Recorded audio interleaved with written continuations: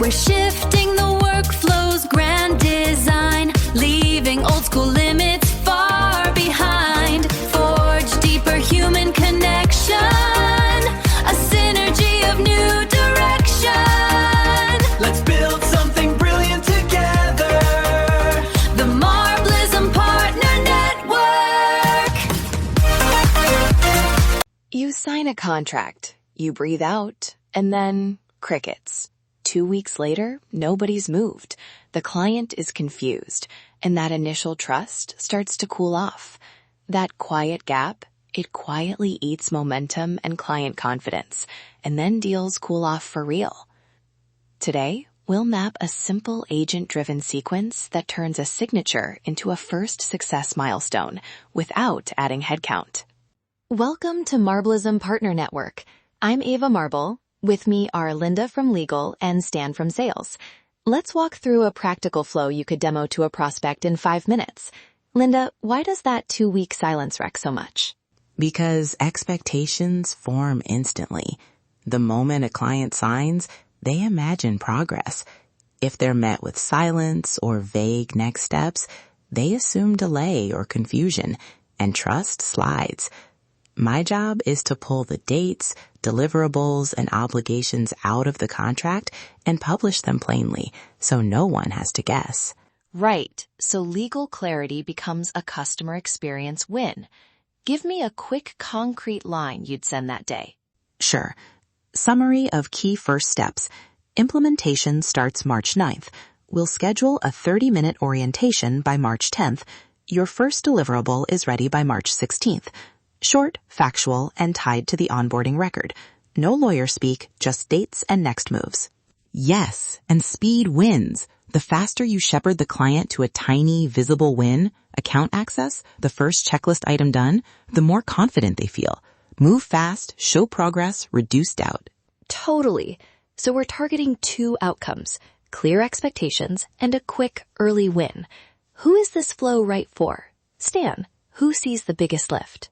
Service-based teams, small agencies, consultants on retainers, basically anyone who closes deals but doesn't have a full onboarding team. If you ship 5 deals a month and each stalls by 2 weeks, you've got a clear, fixable leak. This approach plugs that leak without hiring. Okay, here's the short play. Contract signed. Legal publishes a plain language summary and key dates into a shared onboarding record. Host drafts the welcome email and orientation agenda. Reception books the kickoff. Sales sends a personalized success checklist with one small microstep for 48 hours. Content and community assets reinforce the message. Linda, why must the onboarding record be the single source of truth? Because inconsistencies are the silent killer. If the help page says March 10 and the contract recorded March 9, you create confusion and extra work. The record holds deliverables, deadlines, renewal triggers, and any client obligations. Pull values from that record for every outward message. And pulling those exact values lets my outreach be personal without being risky. My message becomes, here's your priority list for week 1. Complete this one thing in 48 hours to get set up. That micro step is the small win that creates momentum. Clients respond to progress, not promises. Yes, priority plus a concrete micro step. Quick check. What should that SLA be? How fast should the micro step happen? Aim for the micro step to be done within 48 hours. Track activation as, did the client complete that item within X days? If your activation today is 60%, aim for a 10-point lift in 30 days. That's a meaningful target to show prospects.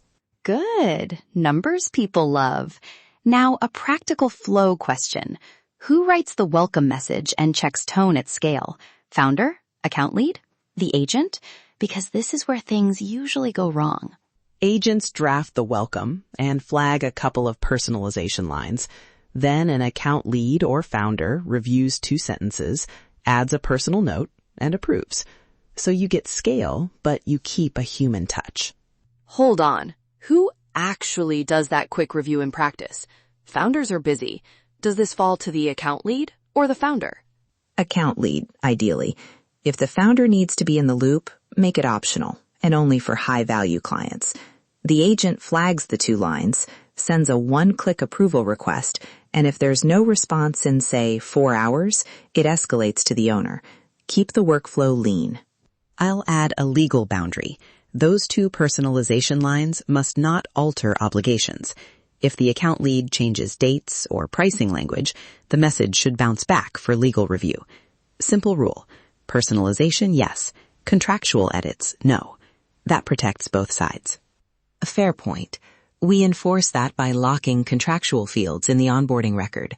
Editable text is limited to tone and a short welcome line. Any change to locked fields triggers a legal review. That avoids the mismatch Linda warned about. Nice. So we've resolved the personalization friction with a simple lock and escalate. Now, content. What should Penny and Sonny be doing in week 1 to make the client feel seen? Penny drafts a short onboarding help page and a first week playbook. 3 bullets. What to expect, how to get support, and the first 3 actions. Sonny creates a brief welcome post or FAQ snippet for community channels, so the client hears the welcome across touchpoints. One more rule from legal. Any public-facing message that references dates or deliverables must pull those values directly from the onboarding record. If a help page claims March 10 and the record says March 9, that's a mismatch incident. Log it and fix the flow. So, in practice, the handoff looks like this. Contract signed, legal summary and dates into shared record, agent drafts welcome plus orientation agenda, account lead one-click approves, reception books orientation, sales sends the 48-hour micro-step checklist, content and community publish reinforcing assets, 1 human checkpoint keeps trust high. Any metrics teams should watch to prove this works? Track activation rate. Did the client complete the micro-step within 48 hours? Time to first value? And early churn at 30 to 60 days. Even a 10% lift in activation moves the needle for small teams. Fewer escalations, more referrals. Also, log mismatch incidents. Anytime dates or deliverables disagree between channels. If that number is above 0, you've got a process problem. Fix the source of truth flow first. Partners, when you show this to a prospect, don't sell automation as a buzzword. Sell the system. Demo the first 72 hours. Show the contract summary, the welcome email, and the one-click approval. That concrete demo earns trust faster than promises. Quick objection play. If a founder says, "We already have templates," ask for their activation metric. Templates alone don't enforce dates, checkpoints, or measurable microsteps. That's where the system actually delivers value. And the common mistake I see, removing human checks entirely. Automation should reduce friction, not remove judgment. Keep one simple review before any client-facing message that could change tone or expectations. Final takeaway. Build a single source of truth onboarding record. Publish plain language contract summaries to it. Automate routine handoffs, and keep 1 human review before anything goes to the client. Do that and signatures stop collecting dust. They start creating momentum. Marblism agents do the office work, so you can do the customer work. Thanks so much, Linda. Thanks, Stan. If you want a demo-ready 1-page onboarding blueprint, we've put it in the show notes, along with a partner demo link you can share with prospects. Subscribe to Marblism Partner Network for more agent workflows, scripts, and demos you can use tomorrow. See you next time. Marvelous, where your AI agents do the office work so you can do the customer work. The Marblism Partner Network, where